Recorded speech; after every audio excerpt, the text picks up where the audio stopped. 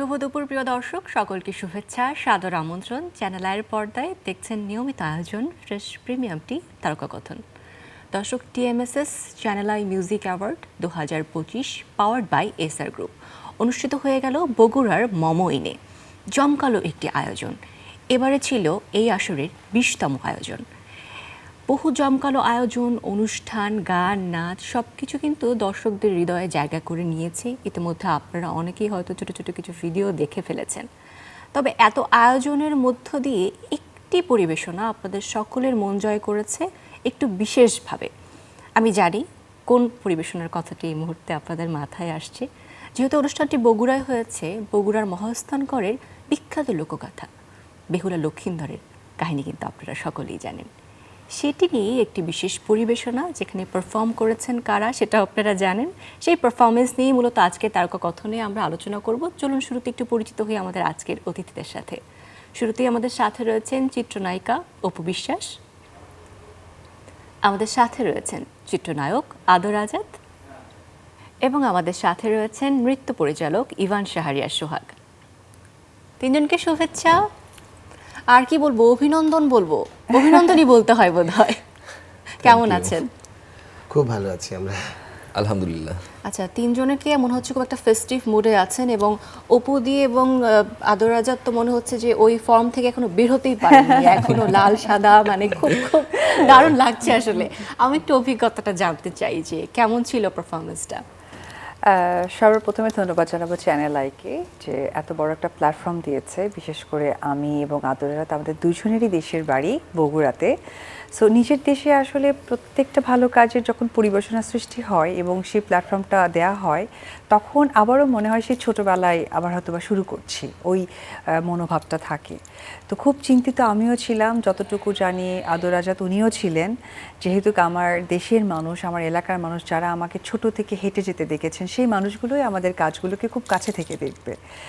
তো সর্বোপরি আসলে এখন যে সাকসেসটা শুনতে পাচ্ছি বা সকলেই কংগ্রাচুলেশন জানাচ্ছে, ওভারঅল এটুকুই বলবো যে ভীষণ ভালো লাগছে। আর এই সব কিছুর ঊর্ধ্বে একটি মানুষের পরিশ্রমের কথা না বললেই নয়, সেটি হচ্ছে আমার পাশেই বসে আছে নৃত্যগুরু ইভান শাহরিয়ার সোহাগ, আমার অত্যন্ত পছন্দের মানুষ, আমার বন্ধু। সে টোটালটা এত শর্ট টাইমে আমাদেরকে মাথায় এনেছে, পরিবেশনা করিয়েছে। যদিও বেহুলা লক্ষিন্দর সম্পর্কে আমরা বগুড়ার মানুষ খুব ছোটবেলা থেকেই পরিচিত, সেই চিত্রনাট্যটি খুব প্রেজেন্টেবলভাবে পরিবেশনা করতে পেরেছি। সব মিলে ভালো লেগেছে। শুধু বগুড়ার মানুষ না, আমরা বলবো যে আমাদের ভূখণ্ডে বাংলাদেশের অধিকাংশ মানুষই আসলে এই স্টোরিটা সম্পর্কে জেনেছে, পড়েছে, অনেকে দেখেছে। তো একটা এক্সপেকটেশন কিন্তু আছে, একটা চাহিদা কিন্তু রয়েছেই যে কিভাবে তারা দেখতে চায়। সেই জিনিসটাকে আবার নতুন করে স্টেজে এত শর্ট টাইমে আবার প্রেজেন্ট করা, দ্যাট ওয়াজ ডিফিকাল্ট আমারই মনে হচ্ছিল। আমি একটু আদর আজাদের কাছে জিজ্ঞেস করতে চাই, পারফরমেন্সের অভিজ্ঞতা আপনার জন্য কেমন ছিল? খুবই ভালো ছিল। সোহাগ স্যারের সাথে এর আগে আমার কাজ হয়েছে, কিন্তু এই কাজটা একটু আমার জন্য একটু বিশেষ করে অনেক বেশি স্পেশাল ছিল। প্রথমে কি বলবো, আমি অনেক লাকি এই কাজটার সাথে যুক্ত হতে পেরে। চ্যানেলকে ধন্যবাদ জানাই। আর ম্যাডাম তো কি বলবো, যে এতগুলো নাচের মানুষের মধ্যে তো অনেক অভিনয় অনেক ভালো করে, কিন্তু নাচ আমার কখনো দেখা হয়নি কিংবা পারফরমেন্স করার সুযোগ হয়নি। অসাধারণ একটা কথাই। আর থাকে না, কিছু জায়গায় একটু দায়িত্ব নিয়ে নিতে হয়, কিছু কিছু ক্যারেক্টার থাকে, কিছু কিছু সিন থাকে, যেগুলো যখন করছি না তখন মনে হয় যে হ্যাঁ, একটা শট দেওয়ার পর মনে হয় যে ওয়াও, খুব ভালো হয়েছে। তো আমরা টাইম যতটুকুই পেয়েছি না কেন, পারফরমেন্স করার পরে মনে হলো যে না, ঠিকঠাক মতো একটা জিনিস মানুষজনের কাছে প্রেজেন্ট করতে পেরেছি, তাদেরকে ইমোশনালি কানেক্ট করতে পেরেছি। তো এটা অনেক বড় একটা বিষয়। 100টা পারফরমেন্স হবে, 100টা কাজ করবে, কিন্তু কিছু কাজ থেকে যায় না যে হ্যাঁ, একটু মেমোরেবল জার্নি। যেহেতু একটা গল্প, তার উপর আমাদের দুইজনের বাসায় বগুড়া, এটা কিন্তু আরও বড় একটা দায়িত্ব। তো সব কিছু মিলে, আর গানটা আমি দেখলাম যে যখন আমরা হচ্ছে লাস্ট একদম ম্যাডাম যখন কান্না করছিল, এরপরে না দর্শক ভুলে গেছে, তারা তালিটা দিতে ভুলে গেছে, তাদের টাইম লেগেছে। 3 থেকে 5 সেকেন্ড তারা একদমই স্তব্ধ ছিল, লাইক আমাদের মতোই, যে কি হচ্ছে না হচ্ছে তারাও বুঝে উঠতে পারছে না। তো স্টেজ থেকে যখন দেখছি এটা, একজন দর্শকের চোখের দিকে যখন তাকাচ্ছি, ওয়াও, দেখেই মানে আমার গুজবাম্প হয়েছে এই কথাটা যখন আমি বলছি। এবং সত্যি So- কথা, আমি যখন স্টেজে, যেটা হিরো বললেন, লাস্টে যে মিউজিকটা ছিল, খুব সাধারণত আসলে স্টেজ তো খুব অল্প সময়ের জন্য থাকে, আর আমরা যেটা স্ক্রিনে প্লে করি সেটা তো একটা টাইমিং নিয়ে থাকে, ক্যামেরা অ্যাকশন কাট একটা জায়গা থাকে। আমি জাস্ট এতটা ইমোশনাল হয়ে গিয়েছিলাম যে আমি অরিজিনাল কান্না করে ফেলেছি ওই ইমোশনটা। এবং আমি অনেক নস্টালজিক হয়ে গিয়েছিলাম, কারণ আমি লাইলি মজনু করেছি, আমি মহুয়া করেছি। এটা তো অ্যাকচুয়ালি চিত্রনাট্য ছিল, একটা গল্পকে নৃত্যের মাধ্যমে প্রেজেন্ট করা।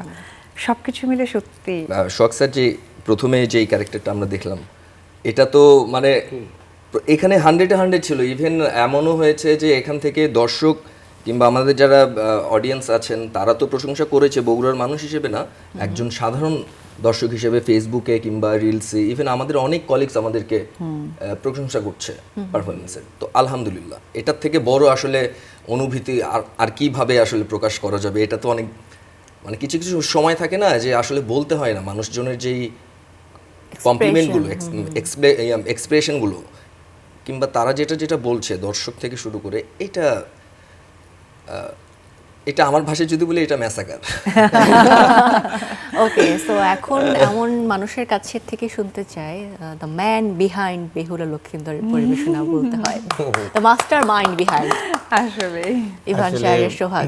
আমাদের শুরুটা যেটা বলি, যে মিটিংয়ে যখন ঠিক হলো, একরকম প্রস্তাবটা আমিই দিয়েছিলাম শাইখ সিরাজ স্যারকে, যে বগুড়া যেহেতু প্রথম অপু বিশ্বাস ঠিক ছিল, কিন্তু ওর সিনেমার গানে নাচবে এরকম একটা। তা আমি বললাম যে না, যদি ভাইস্তান গানটাকে ধরা যায় এবং সেটার সাথে নৃত্যনাট্যটাকে আনা যায়। তারপর আমি আবার লক্ষিন্দারেরটাও আদরাজাদের নাম আমি প্রস্তাব করেছিলাম। তো ওখানে বসে ঠিক হলো, কিন্তু কোনো একটা কারণে এত ব্যস্ত ছিল, এত তারকারা ওখানে গান পরিবেশন করেছেন, যেখানে মিউজিক বানানো হচ্ছিল সেখানে কোনো রকমে এইটাকে ধরতে পারছিল না। রুনা ম্যাডাম, সাবিনা ম্যাডামের গান সব ঠিকঠাক করতে গিয়ে একদম আমরা অনুষ্ঠানের আগের দিন রাত 3:30টার সময় মিউজিক পেয়েছি। 3:30টা রাত হ্যাঁ। 3:30টায়। মানে তখন তো সবার ঘুমে থাকার কথা, মিউজিক তখন পাবার ঘুমিয়ে পরে গেছে। আপনারা কি করলেন? তার আগের দিন ওদেরকে আমরা সিনেমার যে গানগুলো, যে সিনেমাতে রাজ্জাক স্যার অভিনয় করেছিলেন, বেহুলা সিনেমার গানটাকে কেটে ওদেরকে প্র্যাকটিস করিয়েছিলাম। কিন্তু ওরা কোনো মানে এর আগে পরে কি সেটা জানতো না। আমরা বগুড়াতে গিয়ে হোটেলে মমইনে আমরা পুরাটা প্র্যাকটিস করেছি, মমইনে না, একদম স্টেজে স্টেজে সরাসরি। হ্যাঁ, যেটা খুব বেশি ভাইরাল হয়েছে, যে আমরা পারফর্ম করছিলাম, রিহার্সাল করছিলাম। কারণটা হয়েছিল যে শুধুমাত্র আমাদেরকে মাথায় দেয়া হয়েছে যে এটা মেয়ের একটা পার্ট, এটা হিরোর পার্ট, এবং লাস্টে সে মারা যাবে, ভেলাই করে যাবে, এটুকুই আমরা জানি। কিন্তু মাঝখানে এতটা মিউজিক, সাপ দংশন করবে, এই যে বিষয়টা ছিল, যারা টুকটাক করে কিছু রিলস দেখেছে, এটা ওই মুহূর্তে আমাদের dialogue হাতে ছিল। আসেনি। হ্যাঁ, আমাদের হাতে আসেনি। সোহাগ স্যার যেভাবে আসলে প্রেজেন্ট করেছে, দেখেন মানে অনেক প্রিপারেশন নিয়েও না একটা ভালো কাজ আসলে হয় না, অনেক সময় ফেল হয়। বাট গ্রুপের যারা নৃত্যশিল্পী ছিল, আমি জি। বিভিন্ন কোণায় মাঠে রিহার্সাল করেছি তা মুখস্থ হ্যাঁ। করার জন্য। আমরা যখন যেখানে ঢুকি তাকাচ্ছিলাম তখনই তো সেখানে দেখলাম। প্র্যাকটিস সারাদিন রাত। তো সবকিছু মিলিয়ে আমার কাছে অনেক ফোন এসেছে, খুব অল্প সময় পেলেও এই যে ও যেটা বলছিল যে কিছু কিছু ঘটনা ঘটে যায় এরকম, যে সময়টা আসলে মেইন না, মেন হচ্ছে আমরা কি সবাই মন দিয়েছিলাম কাজটাতে, সবাই মিলে মন দিয়েছিলাম বিধায় ওই যে ম্যাসাকার হয়ে গিয়েছে মানে এই প্রোডাকশনটার পেছনে আসলে যে যার জায়গা থেকে তার ফুলেস্টটা আসলে দিয়েছে, যার প্রতিচ্ছবি আসলে স্টেজে পারফরমেন্সেই ফুটে উঠেছে। গ্রুপের ছেলেমেয়েরাও অনেক পরিশ্রম করেছে, অনেক যারা ছিল সবাই। আমার সোহাগ ডান্স ট্রুপের সদস্যরা। আর পোশাক তো ওকে তো অনেক সুন্দর লেগেছে সবাই বলছে। দুজনকে এটারও থ্যাঙ্কস দিতে হবে অন ক্যামেরাতেই। আমাদের স্টাইলিংয়ে ছিল কাজী মাহফুজ, হ্যাঁ। মেকআপে ছিল অভিরূপ। অভিরূপ শর্মা, অভিস মেকওভার, যেটা আমাদের ফেসবুক পেজ অল টাইম দেখে, এবং জি। কাজী মাহফুজ, এবং সব কিছু মিলে আমি বলবো যে একটা পরিপূর্ণতা হয়েছে। এটা আমরা চেয়েছিলাম, যেমনটা আসলে চাওয়ার মধ্য দিয়ে যে সেম ওই জিনিসটাই পাওয়া যায় তা নয়, কিন্তু আমি জানি না, আসলে গড গিফটেড বিষয়টা হয়ে গেছে। এবং আমরা যখন বগুড়া থেকে আসছিলাম, ফিরছিলাম, সকলেই এখন ফেসবুক চালাই বা আমরা সোশ্যাল মিডিয়াতে অনেক বেশি অ্যাক্টিভ থাকি। আমি কোথাও মনে হচ্ছে যে আমি আমাকে ছাড়া দেখতে পাচ্ছিলাম না। সো আমি তদ্রূপ আমার পরিচিত অনেকজনকে আমি ফোন করে বলেছি, আচ্ছা দেখো আমার রিলস তো আমি বেশি দেখি, হয়তো বা আমার কাছে বেশি আসছে, তোমাদের কাছে কি সেম আসছে দেখো তো। তো এরকম আমি অনেকের কাছে খোঁজ নিয়ে শুনলাম যে না, আমাদের যে জিনিসটা প্রচারণাটা এত হয়েছে যে তাদের কাছে সেম রিলসটাই আসছে, এবং যেটাকে পজিটিভ লেখা সব। একটা একটা মেয়ে দর্শক লিখেছে যে আমি কমপক্ষে 1000 বার দেখেছি এই পর্যন্ত, এখন পর্যন্ত আমার পিপাসা মেটেনি। এরকম অনেক লেখা দেখেছি। আমি রিলসে দু একটা কমেন্টস দিতে চাই, সেটা হচ্ছে যে ওটা তো কমেন্ট সেকশনে লিখেছে, কিন্তু যখন ভিডিওটা করেছে অনেকে ছেড়েছে, ভিডিওর সময় আমি সত্যি নিজেকে লাকি মনে করি যে পাশে থেকে এরকম কথা হচ্ছে, এই আমাদের মেয়ে, এই আমাদের বগুড়ার মেয়ে, এই আমার মেয়ে এই দেখেছি, লাইক এই কথাগুলো তো মনে হয়েছিল যে আসলে আমি চলচ্চিত্রে এসেছি, কাজ করেছি, যতটুকু অর্জন করেছি ওইটুকু কথাই আমার কাছে সবচেয়ে বড় অর্জন, যে আমাদের মেয়ে বলছে। আমরা আরো ধন্যবাদ দিতে চাই গানের কণ্ঠ যে দিয়েছে হ্যাঁ, অনন্যা আচার্য, আর হচ্ছে যে বাপ্পির প্রণামটা, মেজবা মেজবা বাপ্পি। বাপ্পি। এই দুজনের কণ্ঠ মানে এত ভালো, মানে ওরা এত ভালো ফোক টোনের গলা, এবং খুব মনে হচ্ছে অপু বিশ্বাস নিজেই গাচ্ছে। হ্যাঁ, ইভেন দেখেন আপনি যেভাবে স্যার জিনিসটা মানে পর্দায় নিয়ে এসেছেন, আমরা ওইটাই তো বললাম যে এটা কিভাবে যেন একটা ভালো কাজের সাক্ষী হয়ে গেলাম আমরা। আলহামদুলিল্লাহ। একটা কি বলবো যে একটা মাইলস্টোন ছিল মনে হয় আমাদের এই যে মিউজিক অ্যাওয়ার্ডের মূল আকর্ষণ জায়গা জুড়ে, যে এই পারফরমেন্সটা থাকবে আমার মনে হয় কেউ ভাবতে পারেনি। মিউজিক নিয়ে অ্যাওয়ার্ড হচ্ছে, কিন্তু এই পারফরমেন্সটা সকলের দৃষ্টি Music আকর্ষণ। award এ নৃত্য মানে নাট্য। অফ দ্য রেকর্ডে যেটা বলি, আমি এবং আদর আমরা যখন স্টেজে বারবার রিহার্সাল করছিলাম, বিকজ আমাদের কাছে তো গান কিছুই প্রোডাক্টটা পৌঁছায়নি, আমাদের রাতটা পোহালেই প্রোগ্রাম একটা বড় ফেস্টিভের মতো। আমরা যখন সামনে দেখছি আমাদের লিজেন্ডারি আর্টিস্ট, আমি আদরকে বলছি, আদর আমাদের আর ফুটেজ পাওয়া শেষ, তো আমাদের বেস্ট করতে হবে।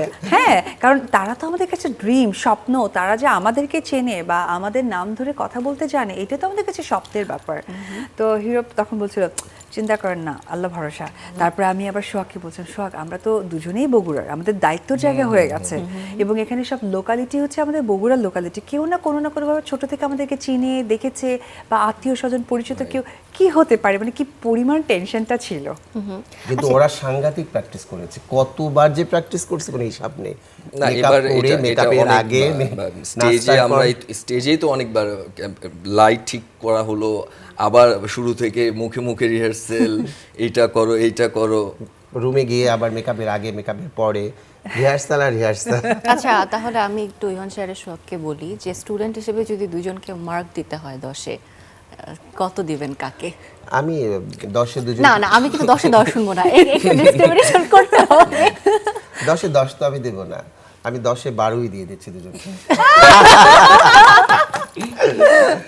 পাস করেছে এবার, মানে একদম কি বলে, ফুল মার্কের বেশি পেয়ে পার্সিয়ালিটি হয়ে গেল, তো এক্সট্রা পেয়ে গেল না।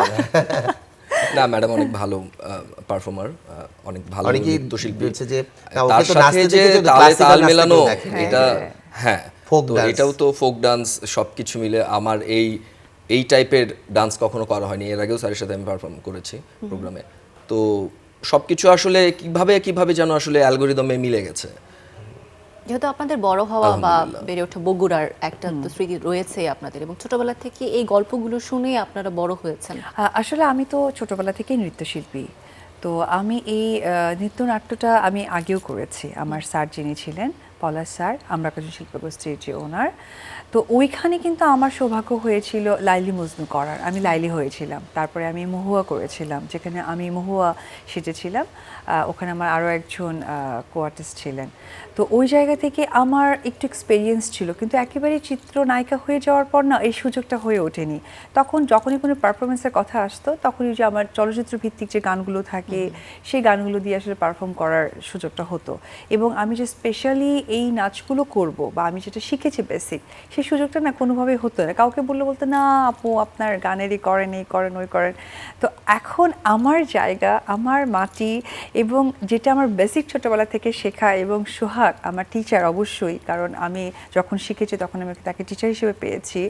তো সব কিছু মিলে না কেমন জানি একটা অন্যরকম চিন্তা কাজ করেছিল। তার পাশাপাশি আবার বলি, আমি যেমন আমরা কজনে ছিলাম স্টুডেন্ট হিসেবে, আদর আজাদও কিন্তু আমরা কজনে ছিলেন, যদিও দুজনের ডিপার্টমেন্ট আলাদা ছিল। সে অভিনয় শিল্পী হিসেবে ওখানে তালিম নিতেন, আমি নৃত্যশিল্পী হিসেবে তালিম নিতাম। তো এই সব কিছু মিলে না মানে একটা হঠাৎ ছন্দে মিলে গেছে। এটা তো লোকনৃত্য ছিল, মূলত লোককাহিনী। ও কিন্তু এর আগেও এনটিভিতে একটি অনুষ্ঠানে কথক করেছিল। ও ছোটবেলায় কিন্তু কথক শিখতো, একটা কম্পিটিশনও নিতাঞ্চলের কথকে একটা প্রতিযোগিতা জাতীয়তে পুরস্কারও পেয়েছিল। হ্যাঁ, আমার যেমন নৃত্যাঞ্চলের স্টুডেন্ট হিসাবে পেছনের ব্যাকগ্রাউন্ডটা ছিল যে ওই সময় সিবি স্যার, নিপা ম্যাম বলেছিলেন যে যারা ফার্স্ট হবে বিভিন্ন জেলা থেকে তাদেরকে আমাদের কোনো ফিস লাগবে না, আমরা নৃত্যাঞ্চলের স্টুডেন্ট হতে পারবো। তো এরকম একটা কম্পিটিশন দিয়েছিল। সেই কম্পিটিশন প্রতিবার অন্বেষণ এক্স্যাক্টলি। সেখানে কিন্তু আমার একটি টাকাও লাগেনি এবং তাদের সাথে আমি পারফর্ম করতে পেরেছি, মানে পারফর্ম মানে নাচ করতে পেরেছি পেছনে। সো ওইটা কিন্তু ছিল, আমি ফার্স্ট হয়েছিলাম বগুড়ার মধ্যে, বাহ। যার জন্য আমার সাথে তুষার, প্রিয়াঙ্কা, আমার গ্রুপের অনেক বড় বড় নৃত্যশিল্পীর সাথে তুষার কাজ হচ্ছে করা। যে চ্যানেলের সেরা নাচিয়ের মেহরাজ হক তুষার প্রথম, হ্যাঁ, তখন ও হ্যাঁ। প্রতিযোগিতা করেছিল।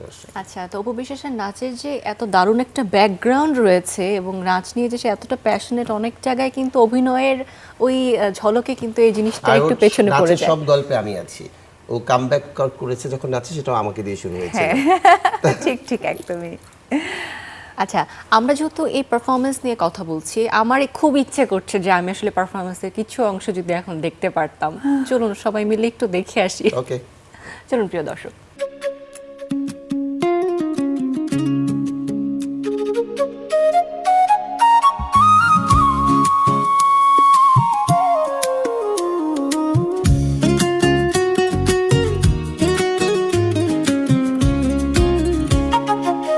নাচে মন ধিনা ধিনা, প্রাণেতে বাজে বিনা বাজে রে।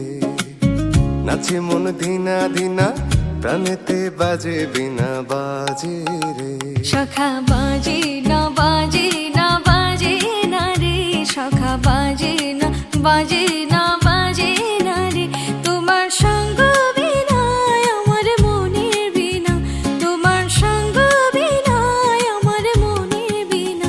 সখা বাজে না বাজে না বাজে না রে, সখা বাজে না বাজে না বাজে না রে।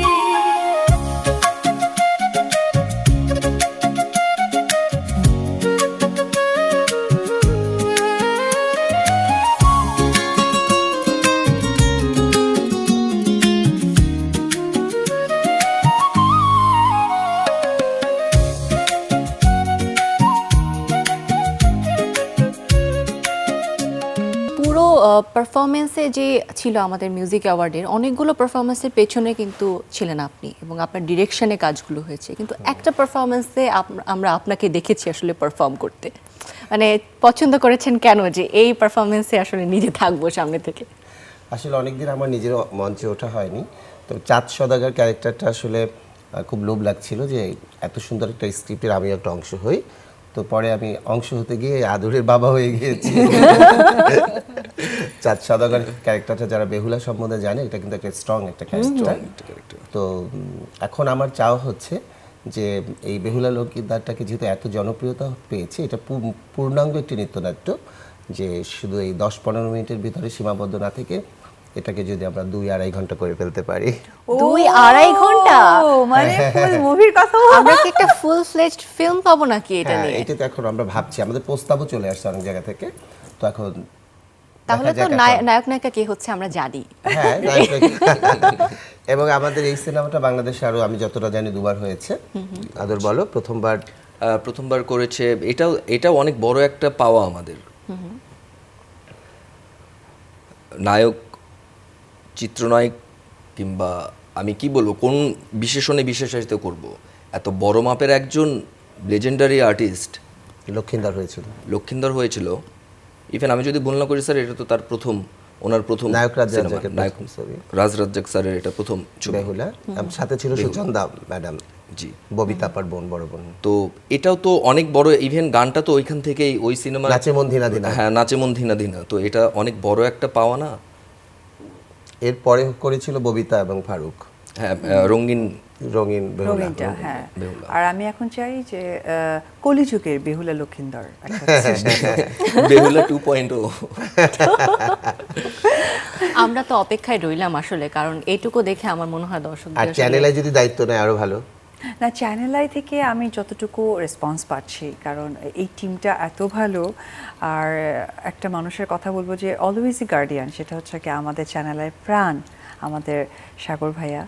তো উনি হচ্ছে আসলেই কেমন জানি বলে না যে হৃদয়ে মাটি, এবং হৃদয়ে যে ওনার যে ট্যাগ লাইনটা, আসলে ওনার প্রত্যেকটা পদক্ষেপেই বোঝা যায়। যখন আমরা মোমেন্টে পৌঁছালাম, উনি তখনই বলে রেখেছে যে অপু এবং আদর তারা দুজন আসার সাথে যেন অবশ্যই আমাদের সাথে একটা দেখা করে যায়।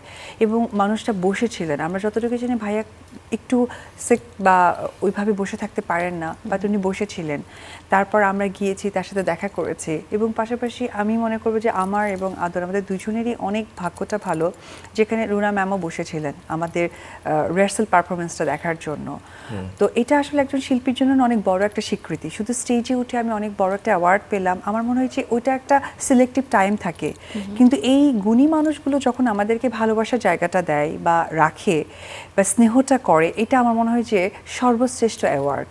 তো সাগর ভাইকেও ধন্যবাদ জানাবো যে আমাকে এবং আদরকে আমার নিজের এবং সাগর ভাই নিজেও বগুড়ার। সো এই যে ওনার মনে হয়েছে যে এই দুজন মানুষকে তাদের ছোটবেলার জায়গাটাকে ফিরিয়ে দিই এই জন্য। এবং আমাকে ভাইয়া কিন্তু একটা ভালো গিফটেরও কথা বলেছিল। আমার পিতলের কলস ছিল, ওখানে এমন একটা কলস উল্লেখ করেছে, যদিও প্রোগ্রামে বললাম না। তো সবকিছু মিলে না আসলে ভালো লাগার না কোনো ভাষা থাকে না, খারাপের অনেক উদাহরণ থাকে।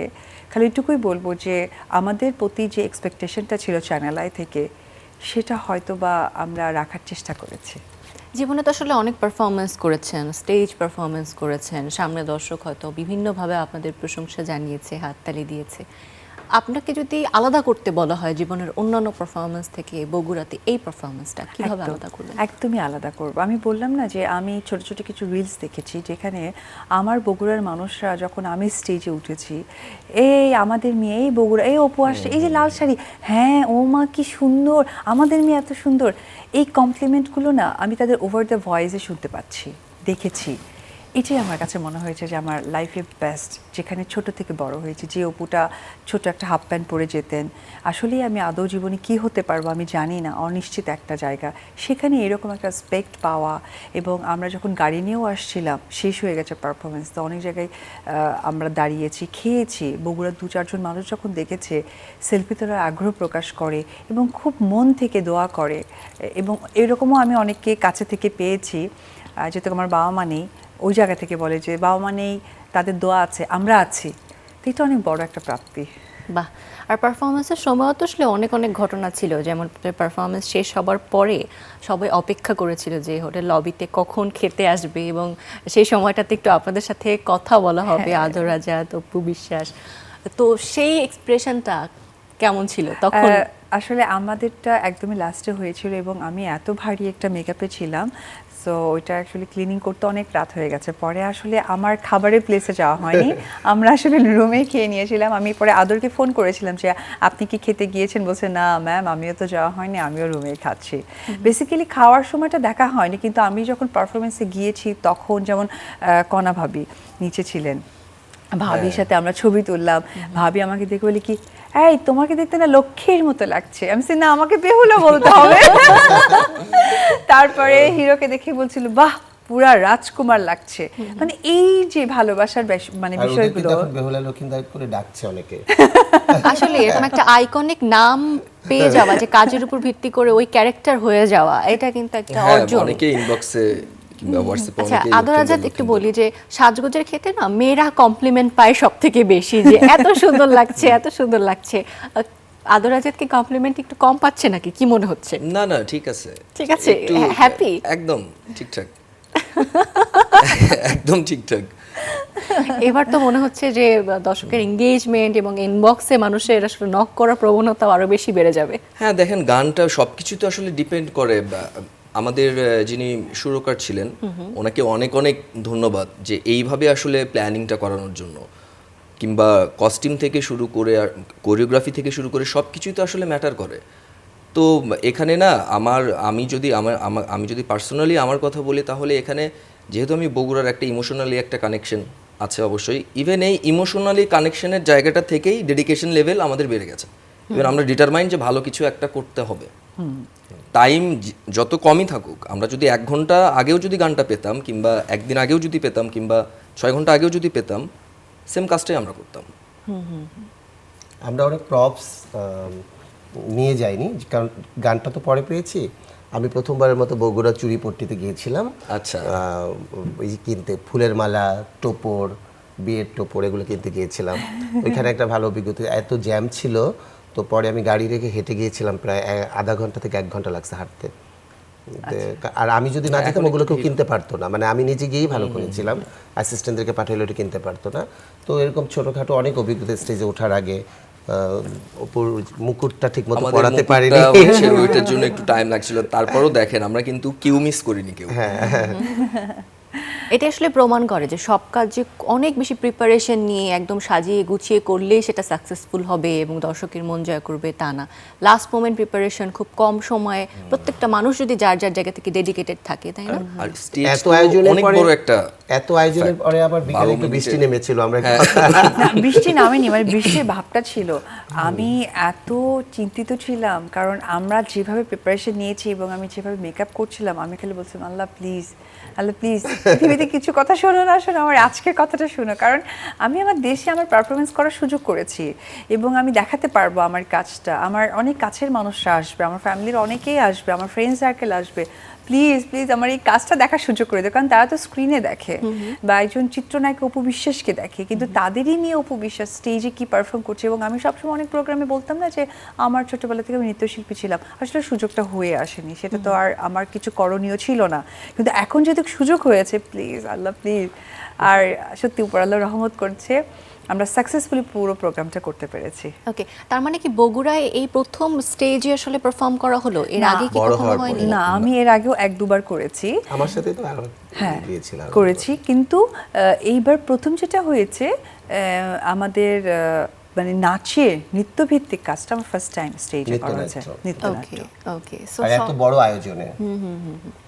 এবার তো আমি যতটুকু জানি দক্ষিণ এশিয়ার মধ্যে সবচেয়ে বড় music award channel I music award. Music অ্যাওয়ার্ডটা দক্ষিণ এশিয়ার সবথেকে বড়, মানে অন্যতম একটা। হ্যাঁ, তারপরে বড় এবার এত platform আসলে। লেজেন্ডারি মানুষ, সিঙ্গারদের সম্মাননা জানানো হয়েছে, তো এটাও তো ব্যাপক। এবং মিউজিকের সকল শাখায় সকল আসলে শাখায়। সকল ক্যাটাগরিতে পুরস্কৃত করা হয় এই অ্যাওয়ার্ড ফাংশন। আমরা চ্যানেলের টিমটাকেও ধন্যবাদ দেবো যারা আমাদের পেছনে থেকে হেল্প করেছে, যেমন support মুনিম ভাই, দিয়েছে। তারপরে রাজু আলী আলী ভাই, ভাই। জাহাঙ্গীর ভাই, সুমন ভাই, আরও সবাই যারা ছিল, স্যাররা, রুমাপা, তো সবাই অনেক হেল্প করেছে। তো সেটার জন্য আরও তারা হেল্প না করলে কিন্তু এই কাজটা হতো না এত ভালো করে। আসলে সর্বোপরি একটি কথাই বলবো, একটি ভালো কাজের পেছনে শুধুমাত্র যে সেই আর্টিস্টরাই সীমাবদ্ধ থেকে তা না, প্রত্যেকটা মানুষ, প্রত্যেকটা ডিপার্টমেন্ট, সেটা নাচের যেমন সোহাগকে স্পেশালি ধন্যবাদ, আমাদের গেট আপ অ্যান্ড মেকআপ এই যেটার মানে পরিপূর্ণতা ফুটে উঠতে সাহায্য করেছে সেটার জন্য অবশ্যই কাজরি মাহফুজ, অভিস, এবং এই যে আমাদের ব্যাকগ্রাউন্ডে মিউজিকটা হয়েছে সেখানে মিউজিক ডিরেক্টর অ্যান্ড সিঙ্গার, সর্বোপরি এই যে আমাদের যাতায়াত ব্যবস্থা, থাকা খাওয়া, চ্যানেলের যে একটা টেকনিক্যাল টিম আছে, সব কিছু মিলেই না এই কৃতিত্বটা সকলের। সত্যি অনেক অনেক ধন্যবাদ, আসলে আপনাদের সাথে কথা বলে ভীষণ ভালো লেগেছে এবং আমি তো অপেক্ষা করছি একদম স্ক্রিনে চূড়ান্ত পারফরমেন্সটা কবে দেখবো, আমার তো এক্সাইটমেন্ট আরও বেশি বেড়ে যাচ্ছে। সো 24 তারিখে হচ্ছে আমরা পুরো অনুষ্ঠানটা দেখতে পারবো, 24শে এপ্রিল। সো কাউন্টডাউন চলতে থাকুক, দর্শকদের সাসপেন্সটাও বাড়ুক, আর অনেক অনেক শুভেচ্ছা এবং অভিনন্দন পারফরমেন্সের জন্য। ভালো থাকবেন দর্শক। এই ছিল আমাদের আজকের আয়োজন। আগামী 24শে April channel I music award, TMSS channel I music award 2025-এর আয়োজন পুরোপুরি দেখতে চোখ রাখতে হবে চ্যানেল আইয়ের পর্দায় দুপুর 2:45 আশা রাখছি এবার আপনারা হতাশ হবেন না। অনেক অনেক জমকালো সব আয়োজন নিয়ে আপনাদের মন ভালো করতে আমরা সকলে বদ্ধপরিকর। সকলে ভালো থাকবেন, বিদায় জানাচ্ছি আজকের আয়োজন থেকে।